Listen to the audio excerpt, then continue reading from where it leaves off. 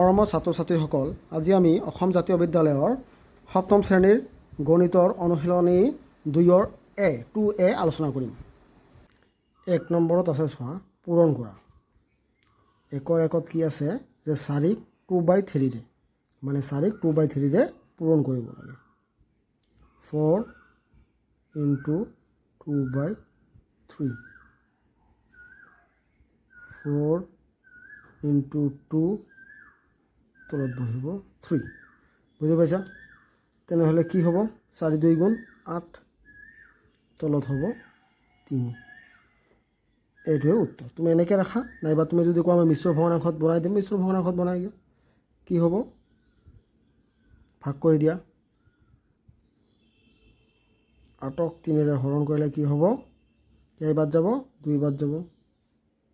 6 2। তেনেহ'লে উত্তৰটো কি হ'ব? যে 2 সমস্ত 3/2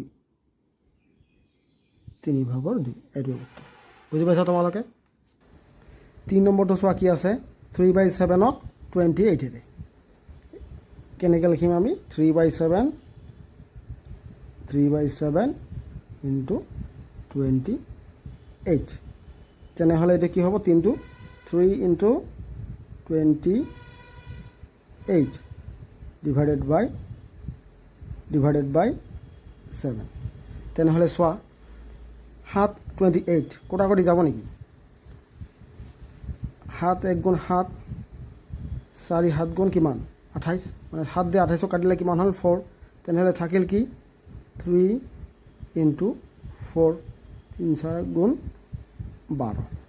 তুমি ইচ্ছা কৰিলে 3 × 4 12 ডাইৰেক্ট লিখি দিব পাৰা। এইটো এইখিনি নিলিখিলেও হয়। বুজি পাইছা? 2 নম্বৰ চোৱা কি কৈছে? পূৰণ কৰা। এইটোও পূৰণ কৰিব দিছে। ইয়াত আছে 2/5ক 3/4ৰে মানে দুটা ভগ্নাংশ। ইয়াত ভগ্নাংশ কিন্তু ভগ্নাংশ। আমি কি লিখিম? 2/5 পূৰণ 3/4। চোৱা এতিয়া তেনেহ'লে ওপৰত যাব কি? 2 × 3 তলত 5 × 4। এবাৰ চোৱা 2 দি কাটিলে কি হ'ব? ইয়াত 2 বাদ যাব। তেনেহ'লে কি হ'ল? 3 1 গুণ ওপৰত হ'ব 3, তলত থাকিল 5 2 গুণ 10। এইটো উত্তৰ। বুজি পাইছা? এবাৰ চোৱা 2 নম্বৰটো। 2 নম্বৰ আছে 8/7ক 21/16ৰে। তেনেহ'লে 8/7 × 21 ডিভাইডেড বাই 16।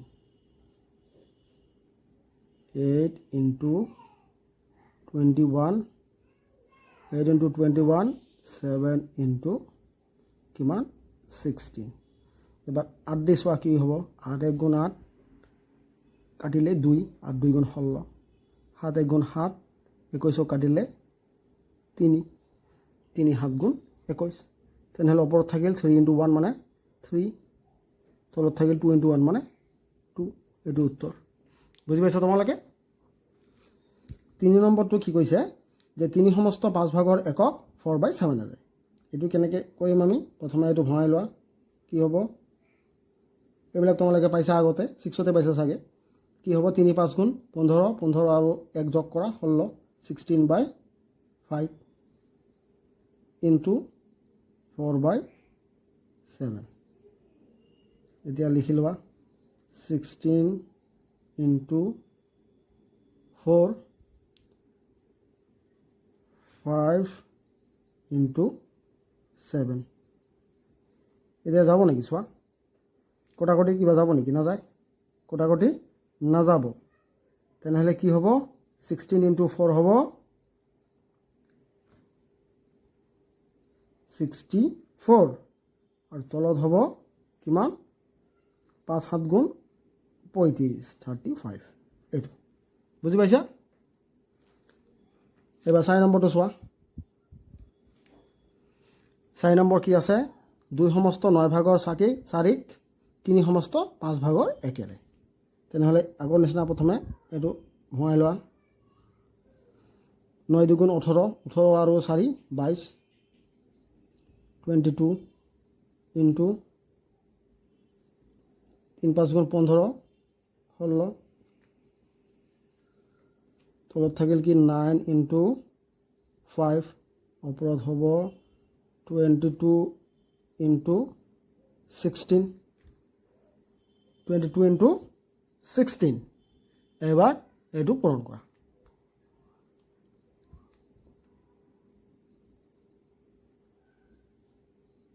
পঁয়চল্লিছ 22 ইনটু 16 পূৰণ কৰি চোৱা কিমান হয় 22 ইনটু 16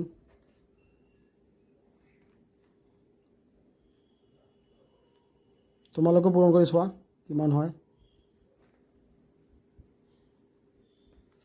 3 5 2 এইটো উত্তৰ বুজি পাইছা তোমালোকে